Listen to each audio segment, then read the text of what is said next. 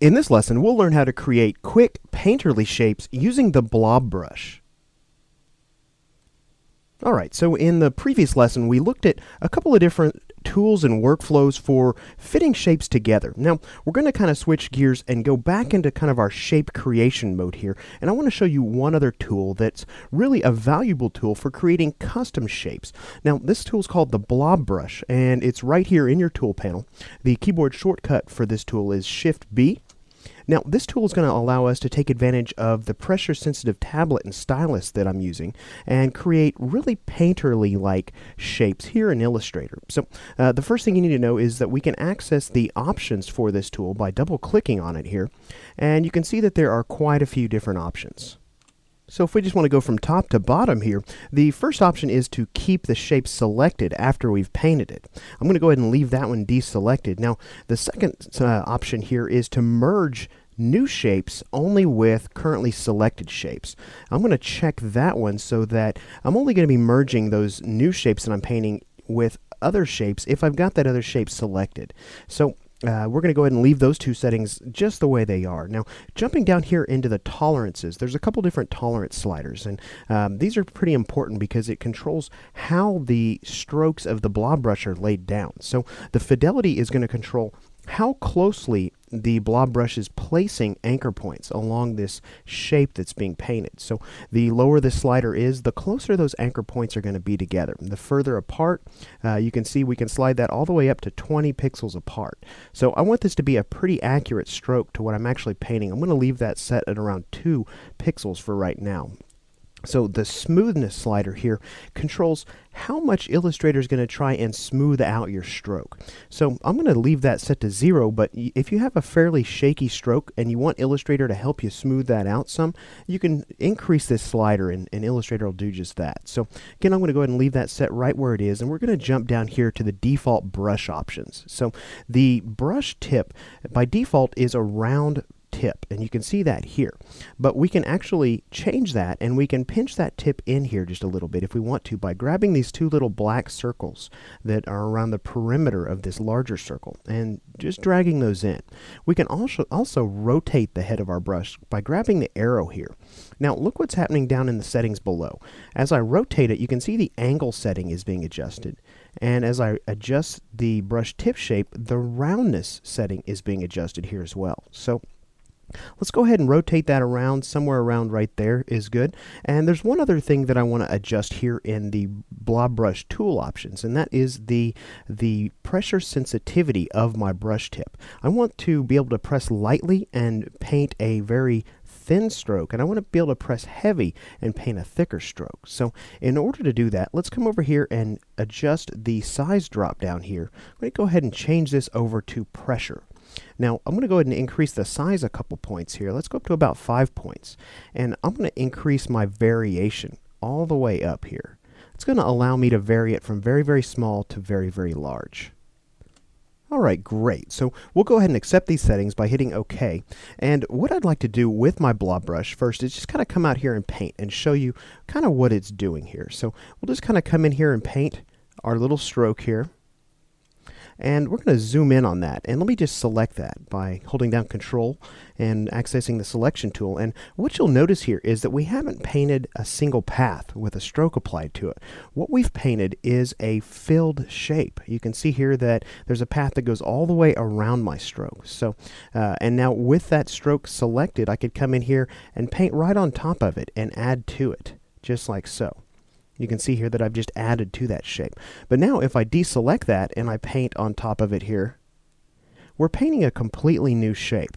So you can see how those settings that I enabled and showed you during the blob brush settings dialog, how those are affecting the way this tool is working. Let me go ahead and delete these here.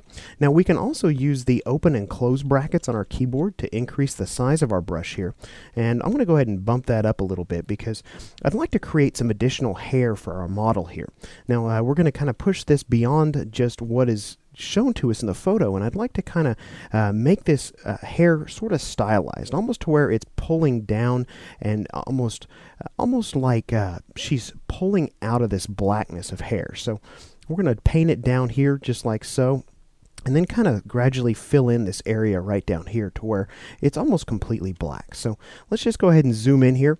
We're going to select this extra hair layer, and we're just going to kind of come in and we're going to start brushing in this hair. Just like so. Now you can see here that I'm kind of getting these a little bit too far out to the our left side of her head. I may need to come in and clean those up a little bit in between lessons, but you can see here that we're able to paint in these blob brush strokes and kind of basically paint in and extend our model's hair some.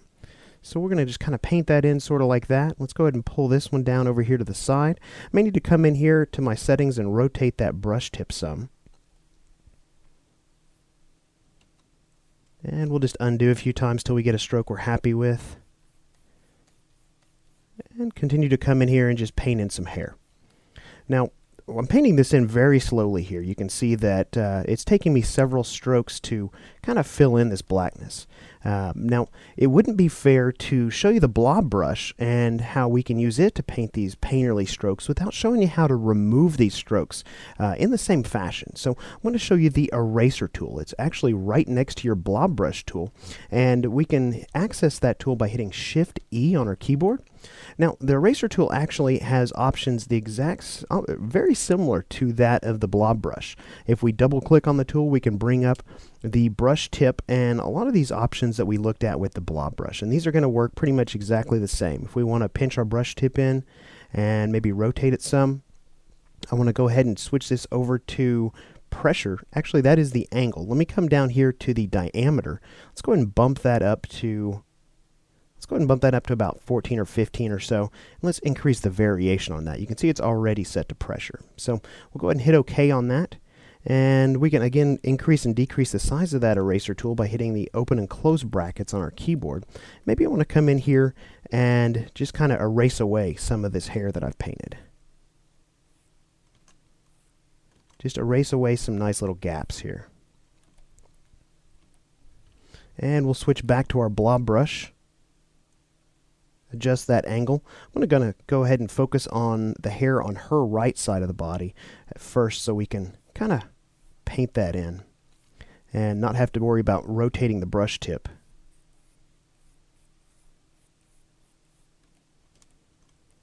And we'll just kind of come in here.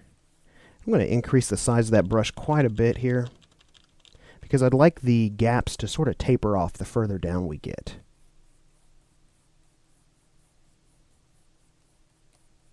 And we'll just kind of paint that in right around in here. And I'm going to kind of come down here and just paint this in as well, to where we fill that area completely with this black.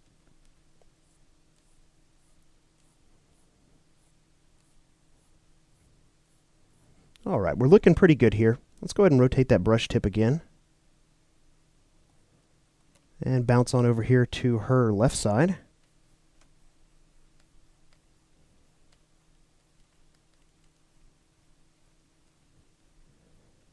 Alright, now I'm probably going to come back in here and clean this hair up and really kind of nitpick it just a little bit in between lessons. I may actually want to come in here and kind of clean up some of this area right in here.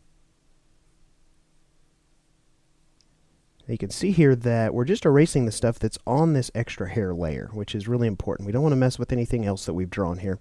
So again, like I said, I'll come in and clean this hair up and get it looking exactly the way I want it to in between lessons. But notice here that I've extended the hair outside of our artboard, and we're really not getting the containment from the artboard that I would like. So what we can do here is, I tell you what, go ahead and hide some layers above this layer. Let's go ahead and hide all those layers. Hide that layer here. And let's look at our shapes that we've painted. Let's go ahead and just select them all here. Notice here that we've got a lot of different shapes. I'm going to go ahead and combine these into one shape using one of our shape modes. We're going to use the Unite shape mode in the Pathfinder. We're going to combine those all into the same shape here. And it looks like, for the most part, I have actually done that. Let me go ahead and hide that. Yep, what we're dealing with there is her pants. We can even hide that if we need to.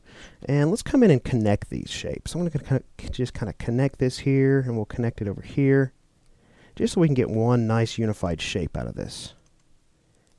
There we go. We've got one shape for the hair. And now what we can do here is we're going to come in and grab our rectangle tool. And I'm going to do that by accessing the tool with my M keyboard shortcut. Go ahead and assign a different fill color to that here. Let's come over and give that just a bright pink fill color so we can see the contrast here. I'm going to draw a rectangle that, because of my smart guide, snaps right to the artboard there. Alright, great. So we've drawn that. Let's go ahead and grab our selection tool, select both that and the hair shapes, and then I'm going to access the shape builder tool by hitting Shift M on my keyboard. And now you can see here that we can highlight these different areas, and what I'd like to do is remove everything on the outside of the artboard. So I'm going to just hold down my Alt key, and I'm going to drag a line right down here next to the border of the artboard here, and we're just going to remove all those shapes, just like so. Kind of clean that up. And we'll go ahead and do the exact same thing over here. Grab a different color so we can see that nice contrast. And grabbing the shape builder tool, we'll go ahead and remove everything on the outside of the artboard here. Just like so. Now it looks like we have left one shape behind here. Let's go ahead and delete that. And looks like we might have, yep, we got one there too. Let's go ahead and delete that as well. Actually, we may need to run that little operation again here. Just select both of those, and again, using that shape builder tool, we'll go ahead and trim that back.